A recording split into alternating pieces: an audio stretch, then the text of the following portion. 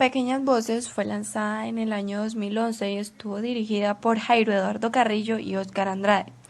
Ambos se dedicaron a mostrar desde la mirada de los niños la situación de violencia que se vive en el interior del país. ¿Por qué es de la mirada de los niños?, se preguntarán.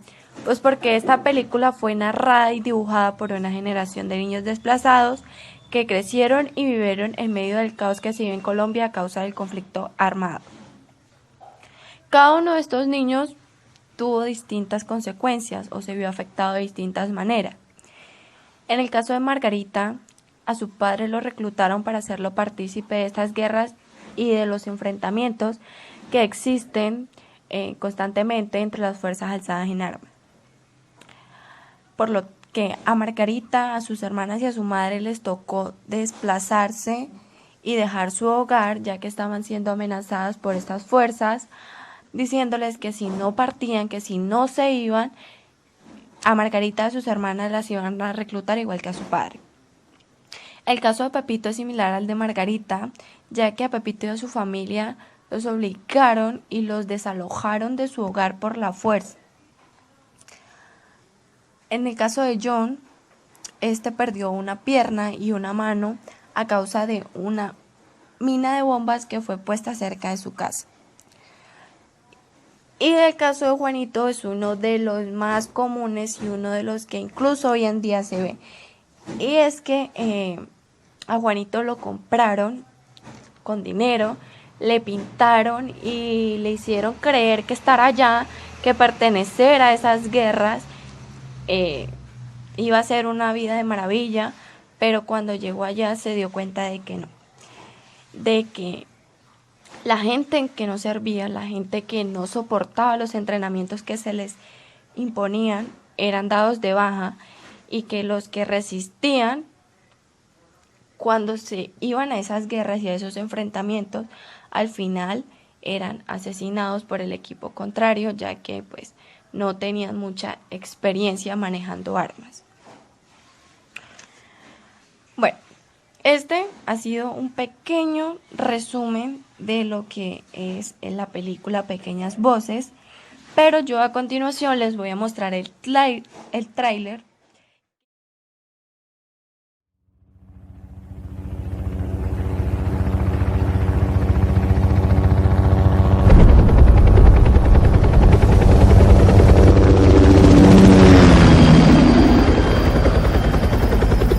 Todas las fuerzas que tengan un arma siembran terror.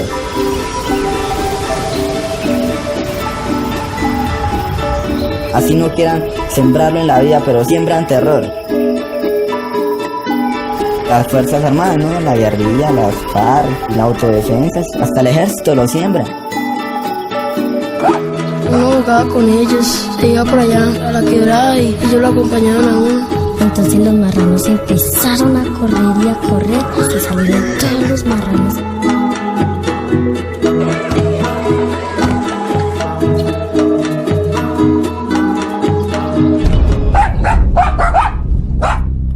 Llegó un guerrillero y nos dijo por primera vez que no fuéramos.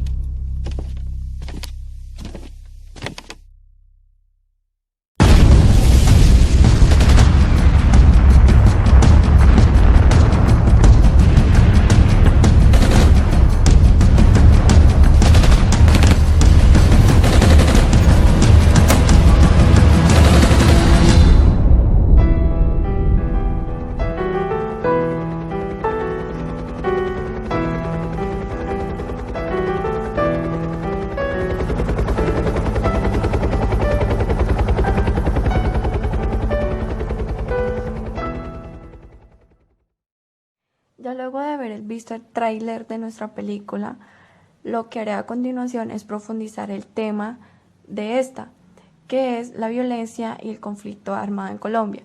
Entonces procederé con el primer punto, que es el origen del conflicto armado en Colombia. Colombia es el segundo país más biodiverso del mundo. Tiene una cantidad considerable de fauna, flora y es un país multicultural. Sin embargo, es un país azotado por la violencia. Según el Centro de Memoria Histórica, el conflicto armado colombiano ha dejado un saldo de más de 220.000 personas muertas, 25.000 desaparecidas y aproximadamente 4.700.000 desplazadas en un poco más de 50 años de guerra civil. A muchos de nosotros, nuestros profesores y profesoras del bachillerato, nos enseñaron que la época de la violencia, que comenzó el 9 de abril de 1948, con la muerte del famoso caudillo del pueblo Jorge Eliezer Gaitán, es la consecuencia inmediata del conflicto armado. Sin embargo, esto no es del todo cierto. Para entenderlo, es necesario remontarnos al 20 de julio de 1810, la muy conocida independencia entre comillas. ¿Y por qué entre comillas? Sencillamente porque los criollos de Santa Fe, que lideraron la tan conocida Declaración de Independencia, no querían independizarse de España, y no lo hicieron. Lo que buscaban era poder. Querían estar a nivel de los españoles ibéricos, en los cargos y puestos asignados por el virreinato. Los criollos aprovecharon el debilitamiento del virreinato, causado por la crisis política que vivía en aquel entonces el rey Fernando VII, y se tomaron el poder. Aunque muchas regiones compartían los mismos ideales, existían otras donde la corriente era totalmente opuesta y buscaron la independencia total de la monarquía absolutista española. En este punto empezaron a distinguirse dos ideologías: las fidelistas, defensoras de la monarquía española, que se basaban en el derecho divino que tenía el rey español, y las cuales estaban en contra de los independentistas. Ya para 1811, diferentes provincias como Tunja, Cundinamarca, Cartagena de Indias y Antioquia declararon la independencia absoluta. Ahora ya no existían discusiones entre fidelistas e independentistas, sino entre federalistas y centralistas. Camilo Torres, defensor del modelo federalista, afirmaba que la Nueva Granada debía dirigirse con una soberanía dividida, dándole autonomía a cada provincia, guardando las atribuciones de carácter general para el gobierno nacional. Por otra parte, Antonio Nariño defendía los intereses centralistas, los cuales se basaban en una soberanía ejercida por el poder central. Los simpatizantes de ambas ideologías terminaron enfrentándose, dando inicio a la guerra civil entre 1811 y 1813. A mediados del siglo XIX surgen los partidos políticos tradicionales del país, el conservador y el liberal. El partido conservador es el liderado por la burguesía, la cual tenía muchas cosas por cuidar, entre ellas tierras, trabajadores y el clero, y por lo tanto no estaban dispuestos a ceder ante la ideología de cambio que quería implementar el Partido Liberal, el cual pensaba en la igualdad social. Ello desencadenó enfrentamientos, pasando por la Guerra de los 1000 días, hasta la violencia de mediados del siglo XIX, y posteriormente la creación de guerrillas insurgentes, dando inicio al conflicto armado colombiano. Además de que Colombia tiene este problema del conflicto armado, también tiene otros problemas como el narcotráfico y la narcopolítica. Por lo tanto, a continuación les voy a mostrar y les voy a contar un poco acerca de estas dos. El narcotráfico es el principal encargado de la fabricación, de la distribución, de la venta, la comercialización de sustancias tóxicas o alucinógenas como las drogas. También se encarga de traficar armas, de traficar órganos y de la trata de blancas o la trata de mujeres, que como su nombre lo indica, esto consiste en traficar, vender o exportar mujeres a países extranjeros para allí dedicarlas a la prostitución. La narcopolítica es la unión entre políticos y gente poderosa pero corrupta. Se dice que esta situación de uniones entre políticos y narcotraficantes o las fuerzas alzadas en armas, en lugar de ir mejorando, va empeorando, pues son cada vez más los políticos, los empresarios, los que se unen y se alían con esta gente corrupta, trayendo severas consecuencias para el país como violencia, pérdidas humanas, pérdidas materiales, desplazamientos, entre otras. Entonces es lógico que la política desde años atrás venga perdiendo credibilidad, pues han habido varios gobiernos de Colombia que se han aliado con esta gente corrupta, causándole pérdida de credibilidad. Pues es evidente que la política y los gobernantes, presidentes, alcaldes, concejales o quienes gobiernen una región están cada vez más alejados de la ley y de la justicia. Y como lo mencionaba anteriormente, el conflicto armado, el narcotráfico y la narcopolítica han traído severas consecuencias para el país, consecuencias tales como el despojo de tierra a campesinos, el crecimiento de la corrupción, pérdidas humanas y pobreza. Bueno, y finalmente sé que ustedes se preguntarán qué se ha hecho para parar o intentar parar todo este caos en el que vive Colombia desde años atrás por estos problemas de conflicto armado, el narcotráfico y la narcopolítica. A lo que yo les respondo que sí se han intentado hacer varios, específicamente 10 diálogos, acuerdos y procesos de paz. Entonces, a continuación, yo les voy a contar y a nombrar cuáles han sido estos acuerdos y cuáles han sido más eficientes o efectivos.